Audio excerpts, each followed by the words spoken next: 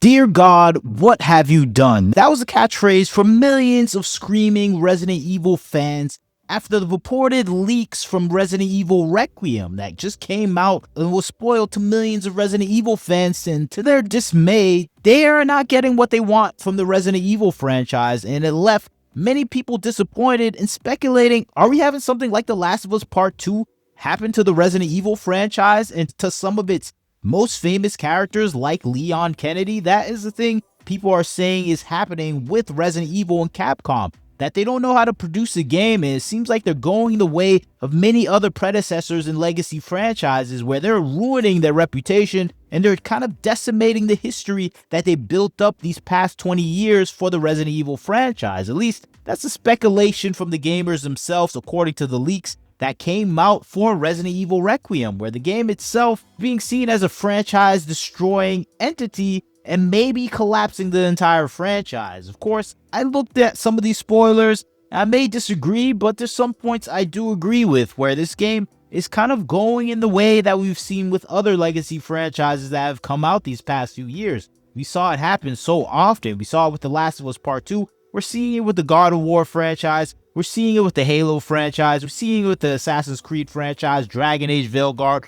All these games are legacy franchises that kind of ruined themselves by trying to adapt themselves to the modern audience. And that's what people are seeing with the Resident Evil franchise. They're seeing a game trying to adapt to the modern world of gaming that is not ripe for success because they're chasing a fan base that simply doesn't exist. And for the most part, they're driving away the fan base that is there waiting to see these legacy characters in all their glory. And specifically, people are just worried, what are you doing to Leon Kennedy? This game may be offensive to those people that are fans of these old Resident Evil games. And I'm not sure that's the case, but you be the judge of some of the spoilers that came out in relation to Resident Evil Requiem. I know some people don't want to hear the spoilers, so I won't be going over their specifics, but I think for the most part, it's seeing the same tropes from Resident Evil games resurrected in this game. And I think that's the thing people are having a problem with, where they're seeing some parts of Resident Evil Requiem being rehashes of games that we saw before, of remakes that we saw before with the same enemies, the same tropes that we see at the foundation of a lot of these games being redone over and over again. And I have to say I agree with that part, where it feels like we're still fighting the Nemesis over and over again. We're still fighting the same type of Wesker type of ideology. And we have even more so, we have this kind of trying to turn some bad guys into good guys for some reason, and try to have this moral relativism that we see always in modern day games that are coming out nowadays, because we have people that simply cannot see evil as evil, where evil has to have some sort of good attribute to it. And I think that's what people are complaining about when it comes to the story elements. There's some other elements of this game that people are finding annoying, and I think for the most part it comes down to Leon Kennedy, where Leon Kennedy is not as pivotal as he should be in the game itself. There's some endings where he doesn't have the proper ending people will agree with, so that's where we have the comparisons to Joel, but I see that as one of the optional failure endings, so I'm not gonna say that is the case for the true spoiler of the game. More than anything, it seems like Resident Evil caught itself in kind of a tight spot where it's aging its characters and it's trying to find solutions for that. And one of the solutions is just kind of going to the supernatural territories, and where it's just like, do you even need to do this? Shouldn't you just kept the character the same age instead of doing things that are out of the ordinary? So, and I think that's the thing people are going, okay, you're just losing the plot because you don't know what you do. You're making a game that you're trying to fit into the modern Western narrative of how you make games and the designs of games. That's why some of these characters are less appealing as they used to. And that's one major complaint people are having with some of the character designs, where they're looking at some of these new characters and their looks and they're going, okay, this is not even looking like the original character anymore. They look like a bob-haired Karen now, some of these characters. And of course, I'm talking about Sherry Birkin, where they kind of just dress it up in the typical office nanny Karen style. And you see some of her original clothes, people are going to say, hey, that's unrealistic, and I understand that.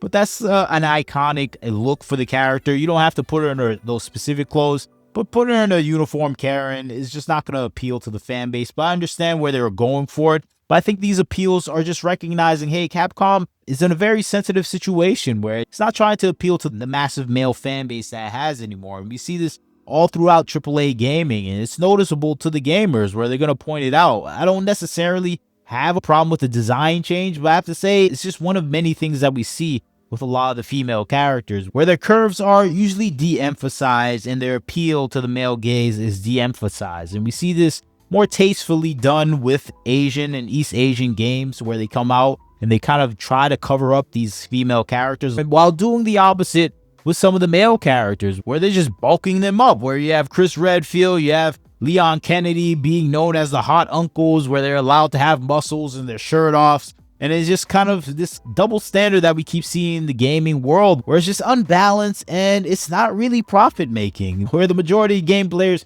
would appreciate a bulked up Chris Redfield and Leon Kennedy, but we would like to see an appealing Grace Ashcroft, Jill Valentine, Ada Wong, and these characters are noticeably de-emphasized in their overall appeal to the male gaze, and it's just like they're not really the original characters anymore. You're trying to make them something that they're not, and I think that's what people are feeling right now, where Leon Kennedy still allowed to be Leon Kennedy, but all these female characters are not allowed to be themselves anymore, because we're in this PC version of game development where they can't wear the red dress, where they can't have their legs showing, where they can't have cleavage anymore. And I think that's the thing people are noticing about the situation with Capcom, where it feels like they can't even make the same game anymore, and they're doing their best to make a game that is crippled by the past, where it's stuck doing the same things it usually did, and it can't go into the future anymore without making these absurd choices where you have characters having powers or using these super chemical stuff. And people are gonna say it's Resident Evil, we're dealing with zombies and super powered stuff. It makes sense, and I understand that. That's why I give it a pass. But a lot of gamers are furious about this. They're saying they're not going to buy the game. I'm still going to get the game. I don't think the spoilers, the changes they made are that significant where I'm pushed away from it. But I understand people that are frustrated with it, because the things they're changing are noticeable. And I think it is just showing that we're not going to get the old version of Resident Evil anymore. We're not going to have that fun, playful version that we enjoy. We're not going to have that appealing one that captures the attention. The designs are going to be terrible now for a lot of the female characters, a lot of the male characters as well, because we're in this modern age where design has to be uglified for everyone. And I think that's the thing that we're noticing with this right now. And I think that's the thing that we loved about Resident Evil 8, where we had character designs that still kind of lifted themselves off the page. And I think that's what we got with some of those characters. And now we're seeing kind of a pull back from that with this new game. And I think gamers are just noticing, okay, it feels like Capcom is in a rock and a hard place, and they're doing something that is just not going to capture the attention of the game players. And I think worst of all, some of the things that we see is just recycled boss fights. That's some of the spoilers people are putting out there. And it just feels like it's mundane. It's repeating itself again and again. And I think this is the problem with Resident Evil in the past. I don't think this is a franchise killing moment. The game itself is only 10 hours long, so people are complaining about that as well. I'm kind of fine with that length. I don't want to play this game for 25 hours. I don't think it's a game like that. Maybe an extra 2 or 3 hours would be good. The game has great gameplay, so I'm okay with the short length of the game. The price should probably go down to $70.